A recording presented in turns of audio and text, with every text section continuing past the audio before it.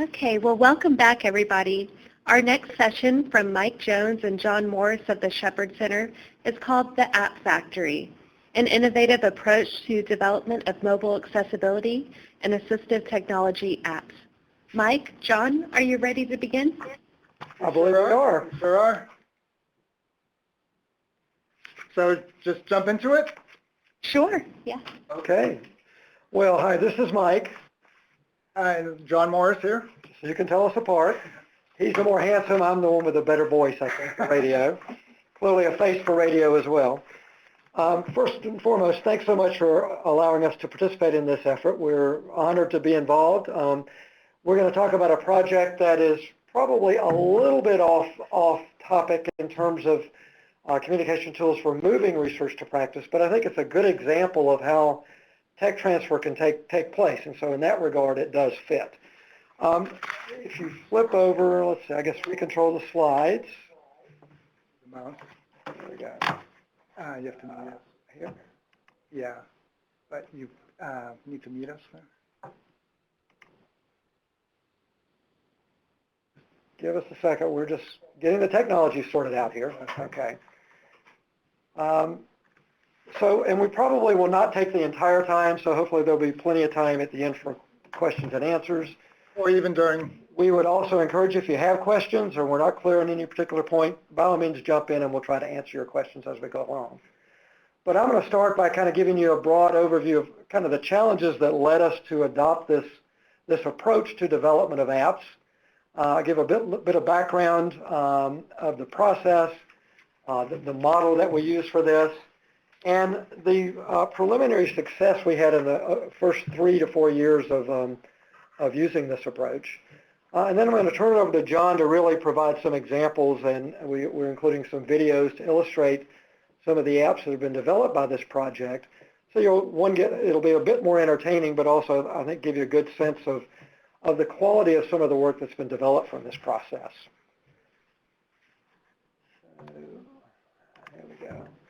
So let me start by thanking our sponsor. This work was done really under 2 different Rehab Engineering Research Center grants that we have, the Wireless RERC and the recently funded LiveWell RERC, both of which are supported by the National Institute on Disability, Independent Living, and Rehabilitation Research. The Wireless RERC, we started in 2001 as a partnership between Georgia Tech and the Shepherd Center. It really built off of about 5 years of work we had done prior to that in the tele-rehab, telehealth world, and as all of the technology world and information and communication technologies was moving to wireless technologies, certainly NIDR at the time recognized the importance of making sure that wireless technologies were accessible to people with disabilities and could be used. That was the basis for the grant, and that really was also one of our 2 primary missions. We wanted to promote access to and use of wireless technologies by people with disabilities, making sure that, in fact, as new generations of wireless devices were developed, they could be used by people with disabilities. We also wanted to serve as a resource for industry and encouraging them to adopt universal design practices and approaches as they continue to develop and refine wireless technologies, both the devices, handheld devices, as well as the operating systems. It's important to emphasize the center was started in 2001 because you may recall that in 2001 there was no smartphone. It wasn't until 2008 that the iPhone was actually hit the market. So while a lot of these were exciting ideas on the forefront, I think it's a good example to illustrate how fast some of this technology has been developing. And that's really one of the core reasons that we developed the App Factory. The LiveWell RERC, which we just received funding for in October of 2014, in some respects represents a continuation of the work of the Wireless RERC. It brings in new partners. We're now working with Duke University and Northeastern University in Boston, and also going beyond just the wireless component, the software component, to look at the hardware component as well. More importantly, we're probably all familiar with this term, the Internet of Things. As more and more of our world becomes connected, How do we make sure that those connections work to the benefit of people with disabilities, and how can we really exploit these technologies to improve their independent living and participation in the community? And that really is the mission of this new RERC. So let me just spend a bit of time talking about the challenge. What led us to develop or create this app factory approach? As I said, there's no way in a 5-year project, and these RERCs are funded on 5-year cycles, there's really no way to predict what the technology is going to look like in 5 years. You can make an educated guess, but invariably you miss some technology developments that come to fruition. Invariably, some ideas just don't pan out. And so while in the context of doing a proposal for a 5-year RERC, you can lay out certain plans for research and development projects, a lot of things can waylay those plans. And so that was part of the issue of, how do we keep up with this speeding bullet of technology, especially in the wireless space, and make sure that we are doing projects from a research and development standpoint that really are current, that really are relevant, and taking advantage of the greatest and latest technologies. One of the things that kind of ascended during this in our second cycle, and this is when we came upon the idea of the App Factory, when we were planning our 2011 to 2016 grant cycle, was this notion of APIs, the notion that you could take an existing platform and build applications using application programming interfaces that would run on that platform. And this is exactly what we have with smartphones. The two really primary platforms being iOS for the Apple phone and Android, the Android app platform, allow for, and as we all know, there are now hundreds of thousands of applications that have been built to run on these platforms. And the vast majority of those applications have been developed by third-party application developers. So this is the technology that allowed us to really look at pursuing this App Factory concept. What really pushed us over the edge was really the third point you see here, and that's the challenge of doing rapid technology development and using really cutting-edge technologies, and most importantly, getting those into commercial application by academic developers. What do I mean by academic developers? Well, most RERCs are funded at university settings. First and foremost, the university's mission is to train, educate new engineers, new practitioners, a term they use in Canada, qualified professionals, EQPs. Yep. HQPs, right? HQPs, highly qualified professionals. And so that's their first mission. Getting products to market is not their first mission, and it may not even be their secondary or tertiary mission. And so, the experience we'd had certainly with the wireless RERC, and I think others can point to the same problems, is that you would identify a project area, you would allocate funding that would then go to one of the co-investigators in his lab, and you really had no control over whether they developed the final product or not, because that really was not their bailiwick. And so oftentimes a lot of money would be invested. I call it the Bell Lab strategy, where you invest in the lab, you hope good things come out of it, but you really had no control over whether those things make it to market or not. So those were the factors that led us to kind of arrive at the App Factory model.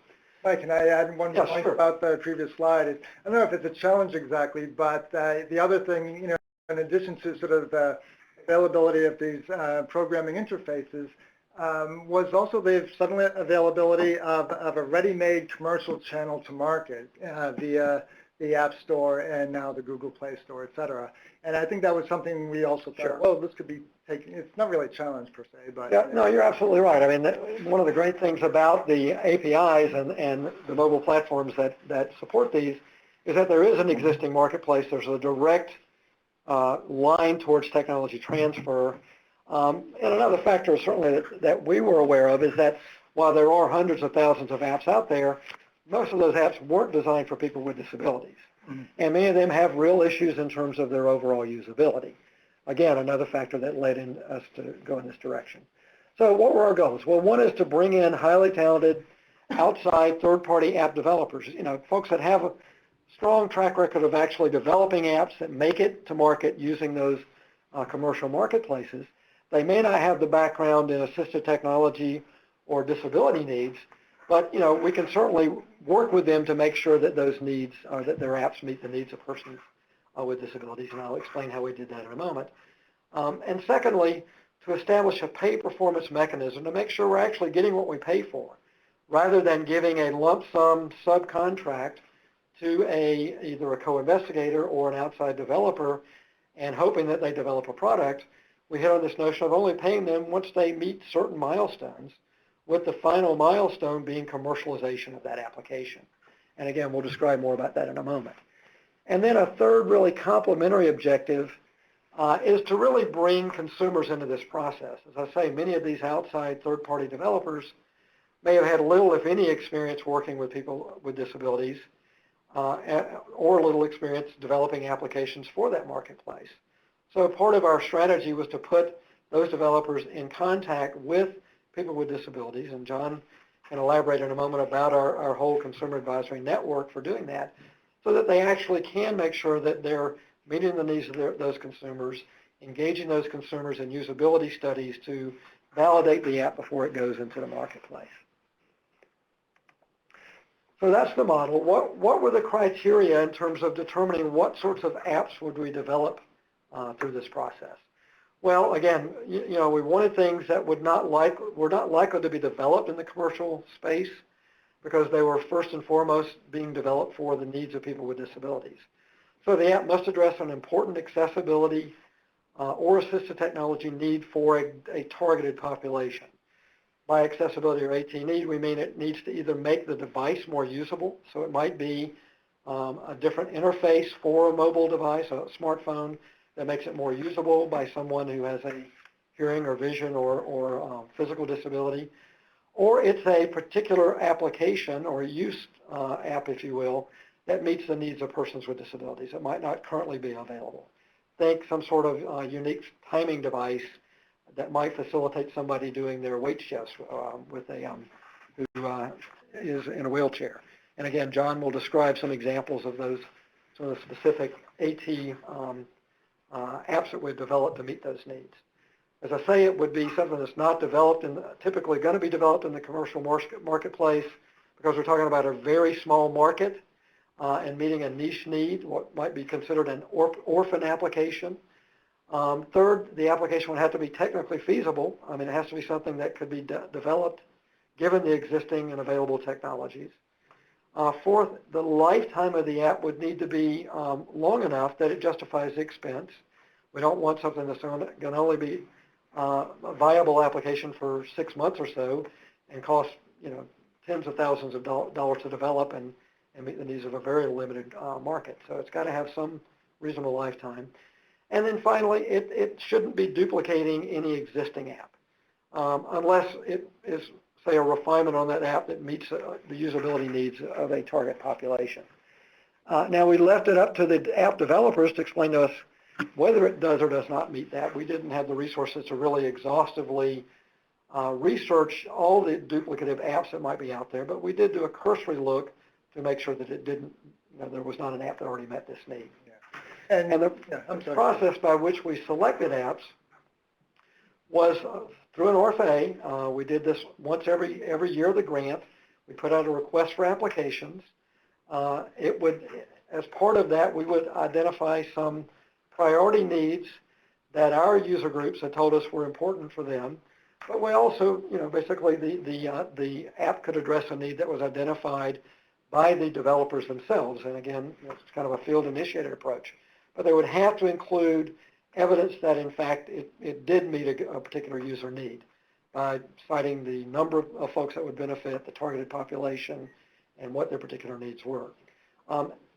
We would review these apps with a group, an app council, which was a collection of individuals that had expertise in the technology, had expertise in different disability groups, and also could give us a good sense of whether there was an app already on the marketplace that met this need. So it included existing app developers, disability experts, members of our research and development teams, as well as members from our consumer advisor group. And in those applications, so they would submit a proposal, and it would have to demonstrate the need. Why is this app important for your targeted consumer group? They would have to verify with some evidence that the app does not exist already.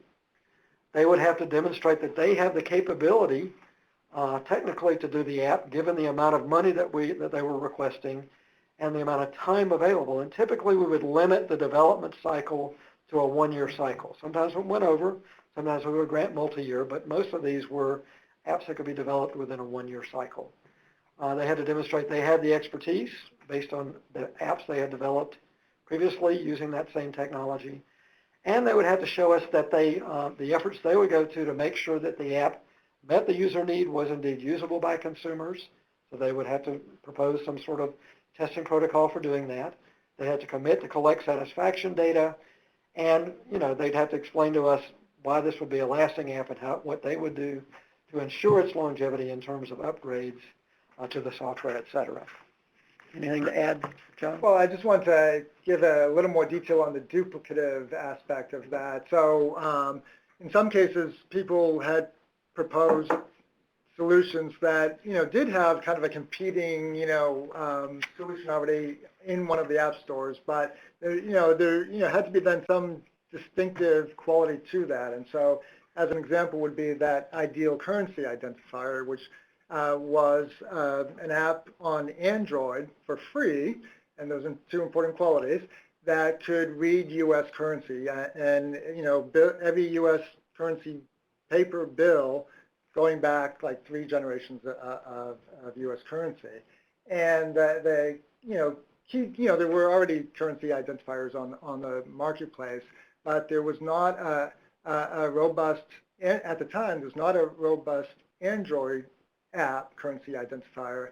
And what there was on the App Store, it cost $10. So we thought, well, $10 might be a barrier to using that app. And so we thought, okay, well, it was a low cost, project anyway, and it had these other qualities, even though the basic functionality duplicated something that existed before.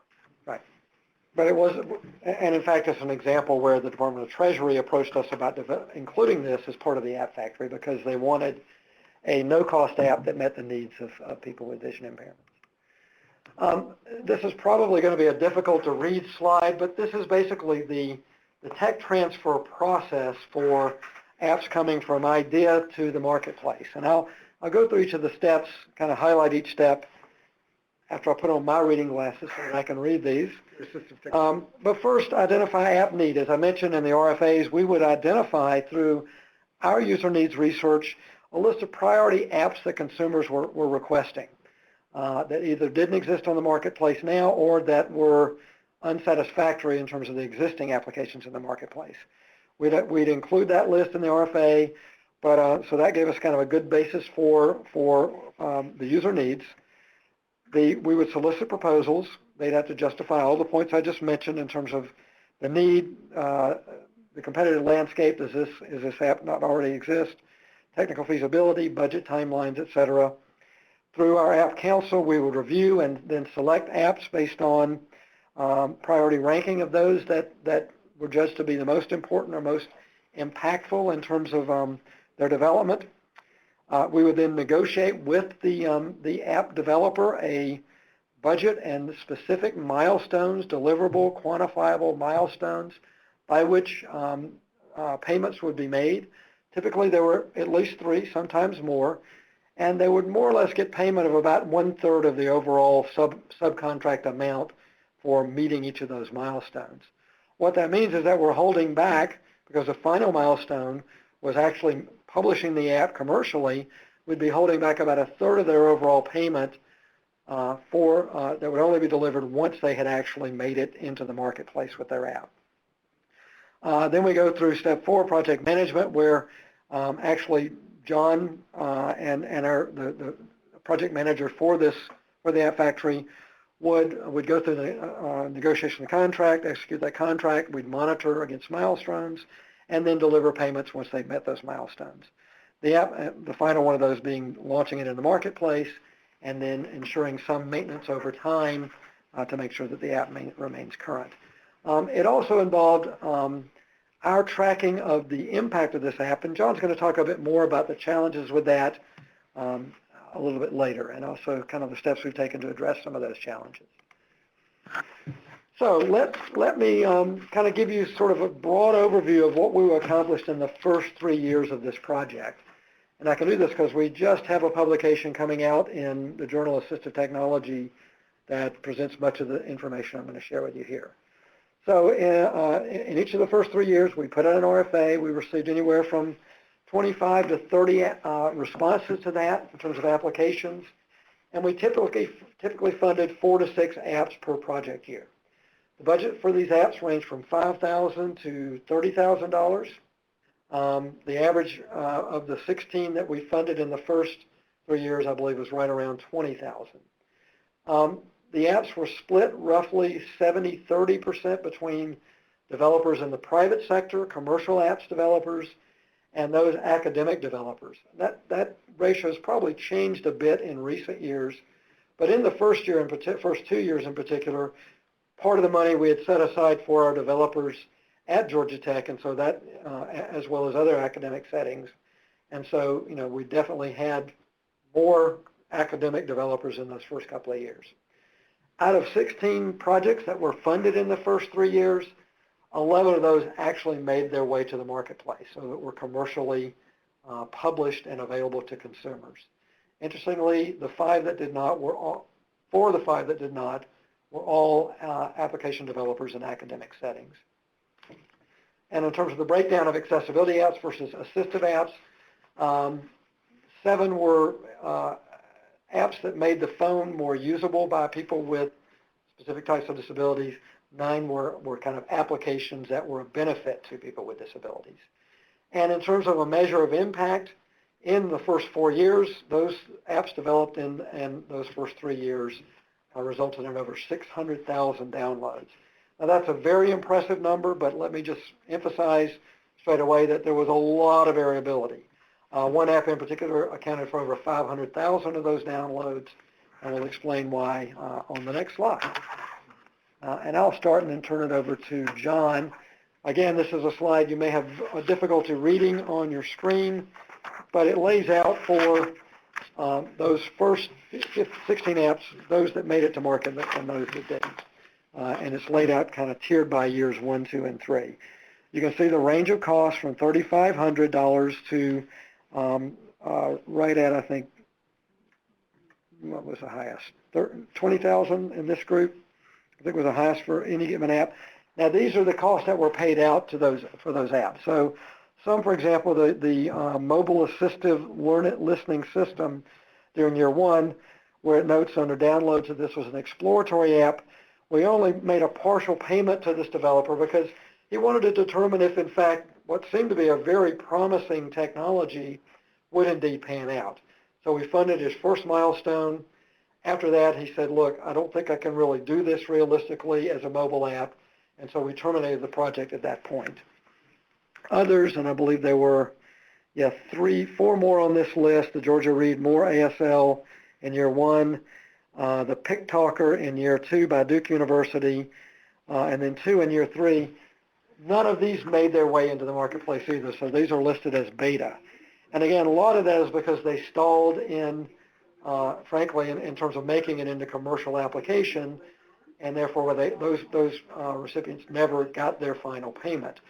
One in particular, the Duke University app, while it did become presumably a commercially viable product, the developers had a difficult time with Duke University actually getting approval to use Duke's name in an app that was published on the Apple App Store. So, there are some challenges for academic developers beyond their knowledge or their ability to get things in the marketplace. A lot of other barriers that might exist that really preclude doing this kind of development work by developers in the academic marketplace. John, anything else you want to add on that in terms of that? Yeah, well, just like not to harp on the Duke one, but it was a completed solution, as was the Georgia Read More ASL. So kind of a ASL overlay, someone signing ASL over some children's stories told by famous Georgia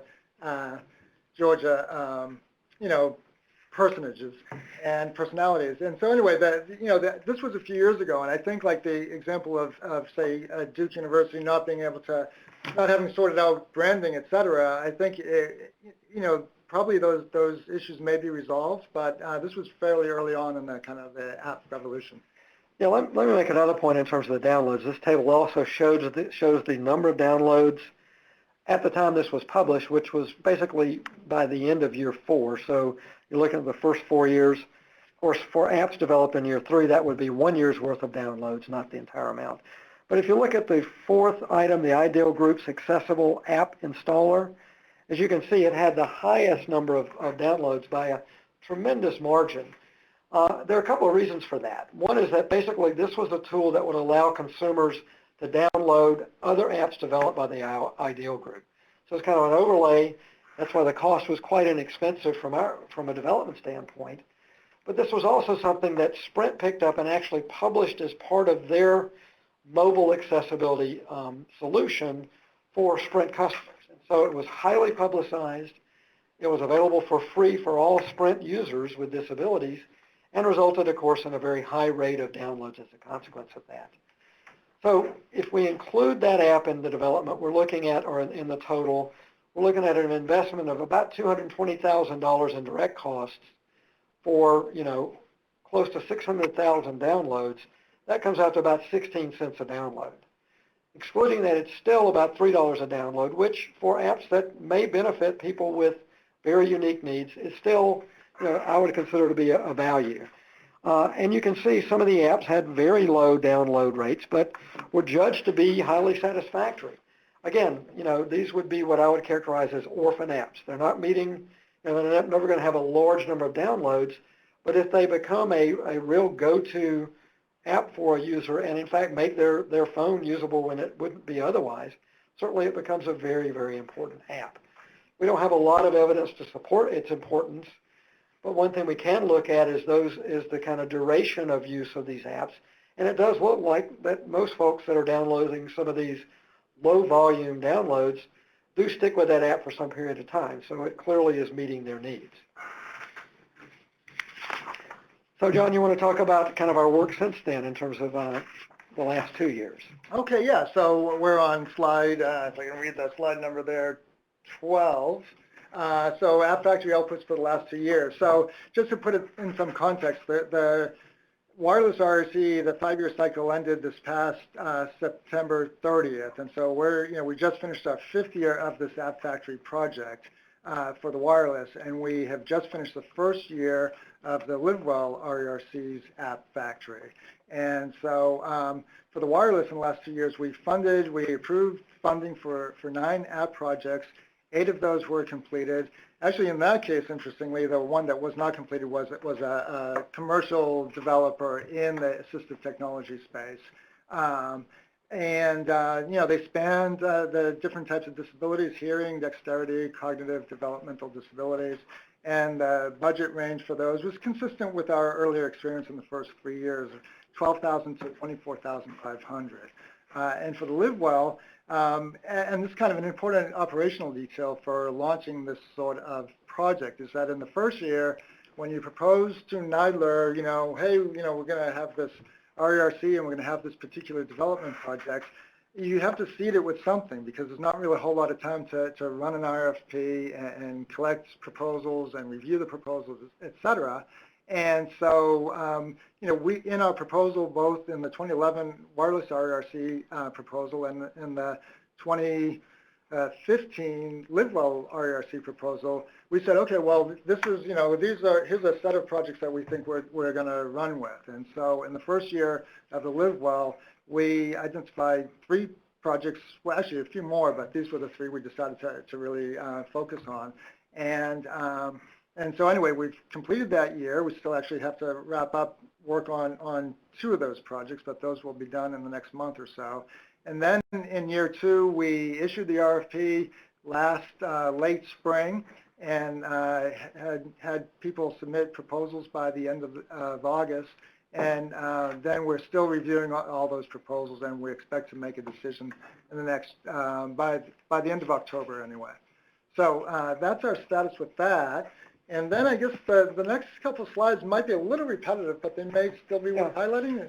Well, I just want to emphasize a couple of things. I think what this approach has certainly demonstrated is that we can get apps to market in an expedient way.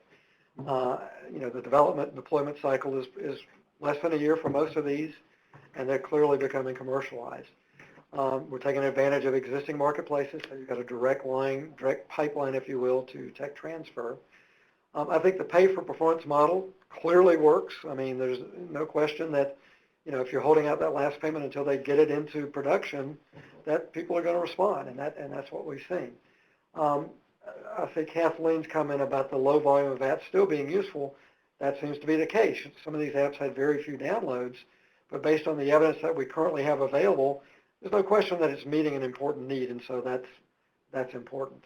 I think engaging consumers helps improve the relevance of the apps and therefore leads to greater satisfaction.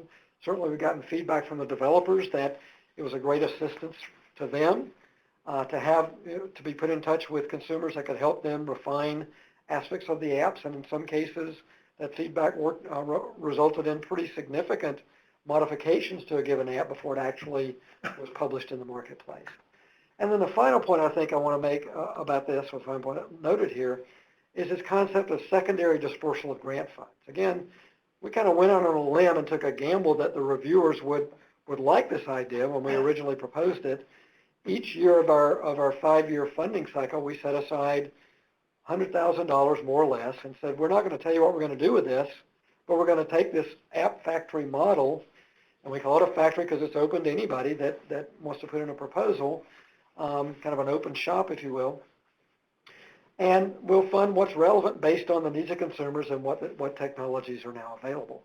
And this worked exceedingly well.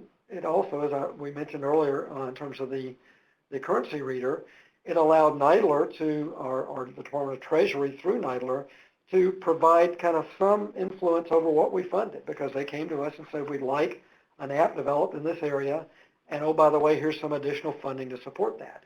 So this secondary dispersal notion would allow a funder or grantor like NIDLR to, rather than set in stone what an RERC is going to do over 5 years, say, well, we'd like to have some discretion as new technologies emerge or opportunities arise to kind of influence the direction you might go with your efforts. It's the model that actually, John and I were just in Montreal last week visiting with a group from the AgeWell National Center of Excellence. Canada has this model for NCEs, or National Centers of Excellence, that's funded into the same basic concept. Our group gets together, it proposes a center of excellence in a topic area. They identify kind of broad areas within that topic where they're going to do research, but they don't define the specific research or development that will be done. That's determined later in concert with the Canadian government as, again, needs arise, technologies evolve, et cetera. So a couple of points, Mike. The thing about the orphan apps and possible low number of downloads, that was part of our thinking, right? It was that, well, we want to fill gaps in the marketplace and serve people. The other point about the cost of these projects is that in some cases we, kind of experienced this more and more as time went on, is that developers fairly regularly brought their own money to the table as well. So they were like, well, I'm this far down the road, I need a little more money to complete this project. Or that's a great point. Right. Yeah. So some limitations, obviously, some apps are successful in terms of downloads. Again, and John will talk about this, really struggling with ways to get a better measure of what would be success than just downloads. And while that's important, certainly there's more to it. Potential limited shelf life. This is true of all apps in general, especially on platforms that are constantly being refined. Maybe more of an issue on the Android platform because there are so many different combinations of devices and software versions that really limit the shelf life of the app or the cost of maintaining those apps on many different platforms. We've already mentioned the notable difference in success of private sector versus academic developers. Nothing against academia, but clearly, there are some challenges for developers that are in an academic setting. And it's also true that as a grantor, or a contractor giving subcontracts, that can be a challenge as well. We had originally proposed that the App Factory reside at Georgia Tech, not at Shepherd Center, but because of so many challenges in doing multiple contracts with multiple vendors or short-term projects, it simply was way more than Georgia Tech could handle. So that was all being done at Georgia Tech, and certainly it's been, while we have the capacity to do it with having a little smaller shop and better control or better communications with our financial services department, it can be a challenge for a lot of settings in managing these contracts. Yeah, it's a lot of work. Challenges of measuring impact, John. Okay, challenges measuring impact. So, the previous slide that showed the number of downloads and the cost, et cetera, probably raised some questions. Well, is that the only measure of success? And of course, it certainly isn't, especially given that maybe we're going after small markets anyway. But, downloads, aren't, downloads don't, necessarily indicate use. So, we had kind of, as we were requesting data from our external developers, we were, asking about, well, do you have other data like average monthly users or average monthly use time could also be a better indicator of whether people are using these things or not. I know from my own experience, I've got 150 apps on my phone, and I probably use a fraction of those. And so those are some additional data that we, would like to collect, and we have collected in some cases. But that it's just a bigger effort to collect those data. Also, as was noted before, we talked about it, the potential user base may be small, so total downloads may not really be a great indicator. And then, as I had just mentioned, projects developed by external teams, in those cases, we had to basically individually ask them to log on to their developer accounts on the App Store or on Google Play and download the data and then give them to us. And we're working on a potential solution, which is using a third-party app tracker service and ask the developers to include the code for our account so that we can automatically generate those sort of impact data. It would be a lot easier than going to each individual developer and ask them for their data. Mike, is there a question? Well, I see Jess has a question here. Some programs ask buyers to, if they're willing to submit feedback or allow use or crash data to be shared with developers. In fact, as we're refining this model, one of the things that we're building into contracts now is a requirement that developers or indeed either giving to us the capability of going directly to the consumers to request feedback or building in satisfaction surveys as part of that, as well as collecting use data on usability data, tracking that as part of their metrics. Any more on that? Yeah, so we're in that process anyway. There were a few concerns about who owns those data and using third parties, and what happens if that party is acquired by another company. Do those sort of confidentiality of data still is that still in force or not? So we're in the process of doing more discovery and implementing that, but that's where we're headed anyway. Seems like there's another question there from Kathleen. How have you been able to ensure that the apps are accessible? In some cases, great question. In some cases, we've actually done the direct testing ourselves here in Atlanta with target users, if you will. And in some cases, we rely on the developer themselves to tell us that they've been tested their solutions with target users. In many cases, and I think again more recently, we've had a number of small shop AT developers apply for support, and clearly it's their business, and so we've seen their solutions, and so we can see how they've addressed them. I'm thinking particularly of the one, and we have a short video of it,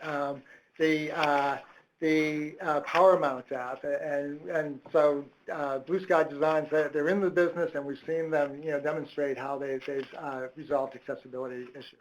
So, okay, Mike's giving me the time sign, so I still have 10 minutes though, do I not? So I'll get to it. Okay, so I'm on slide 1 of my 5, and so Anyway, so if we scroll to the next slide, which is a couple of examples of just some milestones that we've built into our contract. So the first one is for Zyromath, made by Zyrobotics, which is a specialty AT shop that grew out of the incubator at Georgia Tech. And they have an integrated switch-accessible runner game for children that keeps them motivated while learning basic math. And so you can see that, we looked at the proposal, we suggested some milestones, we talked to Zyrobotics, and we said, well, this is what we think, does it work for you, or do you want to specify within sort of a framework of 3 or 4 milestones some other, structure of payment? And so in, sort of direct conversation, this is what we came out with. So typically the first milestone is completing some sort of interface design, wireframe diagram, workflow, et cetera, to get them going. It's a kind of a sort of initial payment to support the developer. And then typically milestones 2 or 3, if there's 4, are kind of developing a functioning beta version and then doing some testing. And then finally milestone 4 or 3, the final milestone is always product launch. The next slide, Mike, is very similar. I just thought I'd give you 2 examples. This is Smart Steps. It's actually enhancements to Smart Steps. So we funded this in year 5, the enhancements. In year 2 or 3, we funded the original Smart Steps.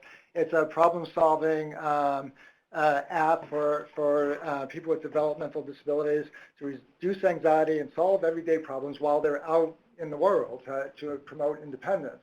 And so here again is an example. We had 3 milestones for them. Typically, the payment is fairly evenly distributed. We've kind of evolved to making the last payment just a little bit bigger than the other one, maybe to provide additional focus. But there you go.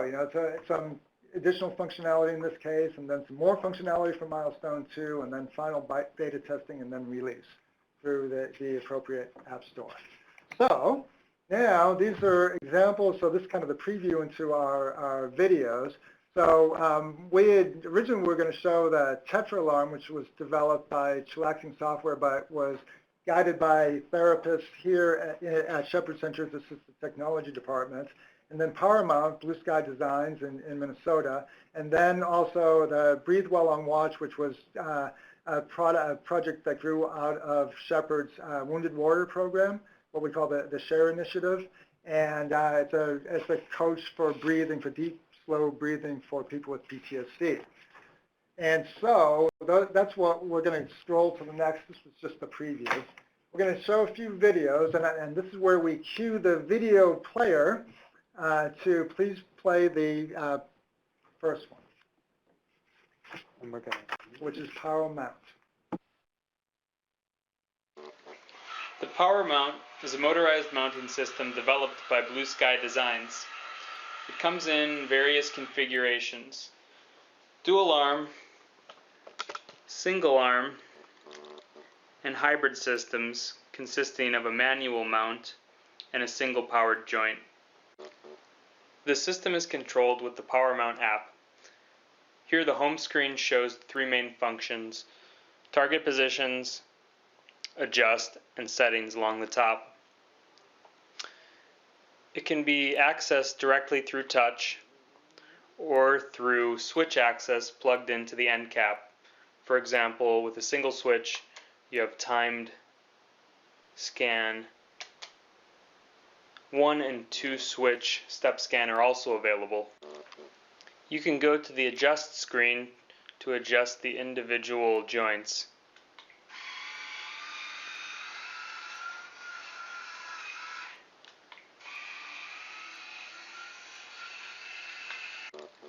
Target positions allow you to go quickly from one position to the next. If it's in the use position and I press drive, it moves to a position that's good for driving. Because the power mount can be set up with different devices, the app allows you to save different groups of positions. Right now we're set up for tablet, but we can switch to a group with positions for the phone. The app can be customized with app settings. You can limit or expand access for a user, add audio feedback, change the scan rate, or switch to a high contrast theme. Thanks for checking out the power mount. Feel free to download the app from the Google Store and play with the app in demo mode.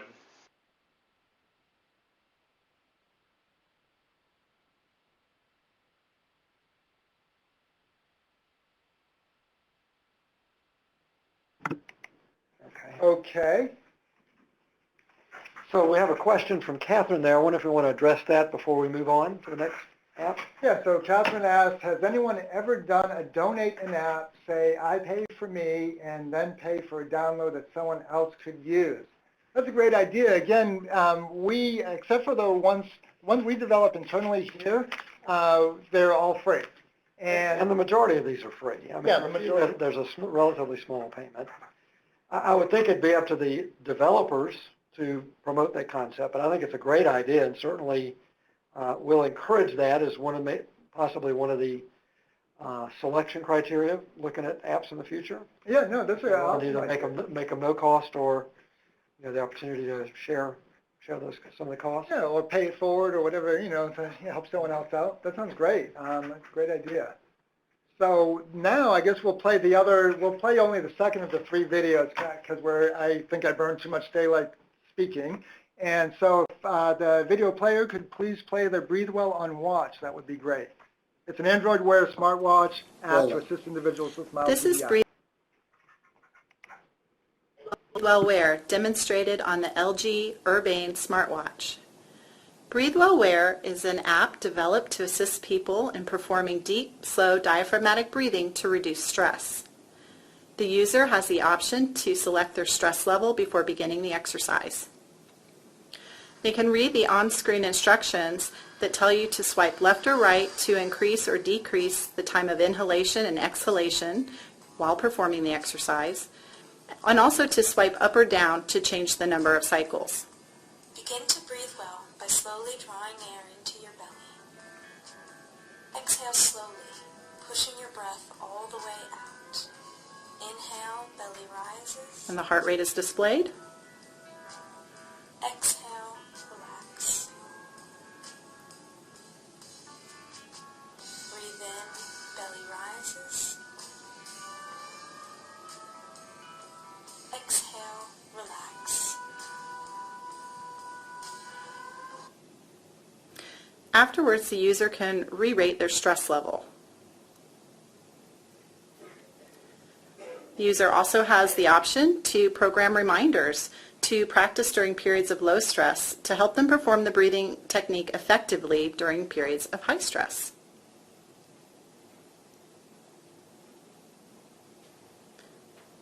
The settings offers a number of ways to customize the experience. The user may remove the stress rating if they'd like. They can preset the number of breathing cycles, even though those are adjustable during the exercise. They can add a hold after inhalation, as well as one after exhalation, and select the number of seconds that they're going to pause and hold. They have the option of playing the sound through the phone or earbuds. They can also add custom music, as we showed today, but the app itself comes with a selection of different sounds already preloaded, which include ambient noise as well as some relaxing tones in songs. Finally, the user also has the option to select female or male voice guidance or turn off the guidance altogether. They also can select to choose turning off the music altogether as well.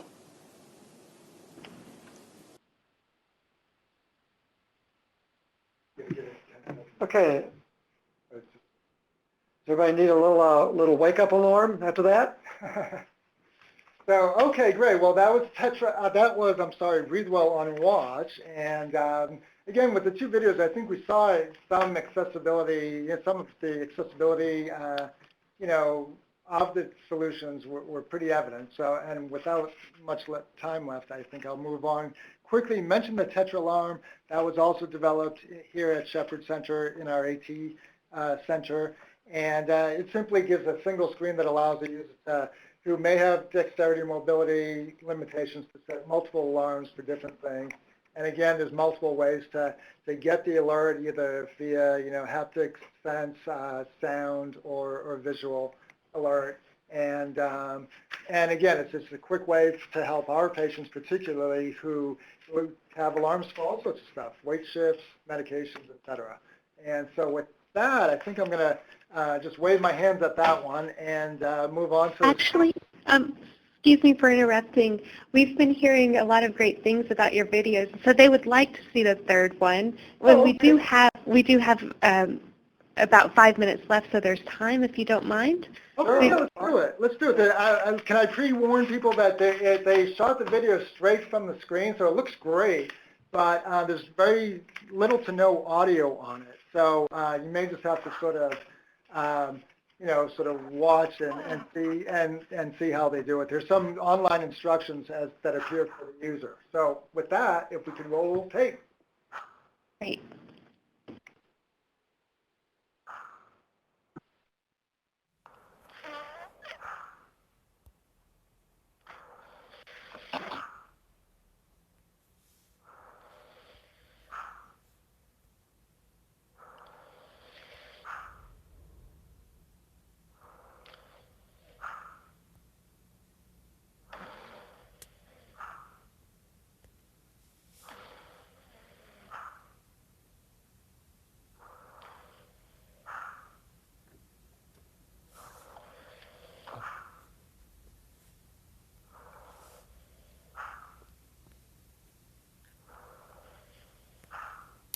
Take your medication.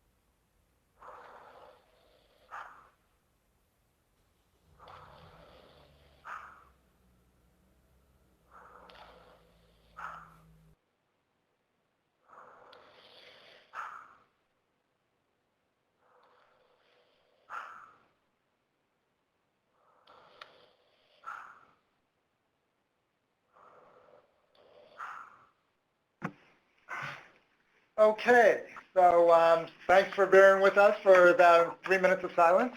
Want to see if they can. Yeah, good.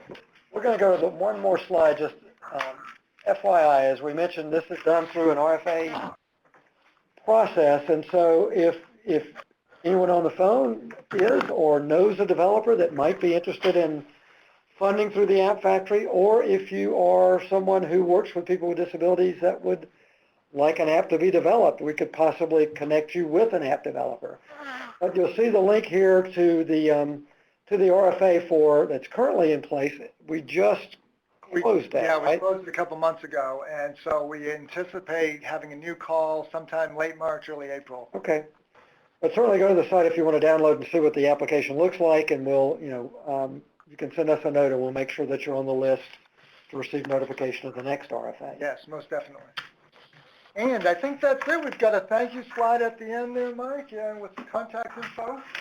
And we thank everybody for bearing with us and listening to our pitch. And questions or comments, or we'll turn it back to the moderators, I guess.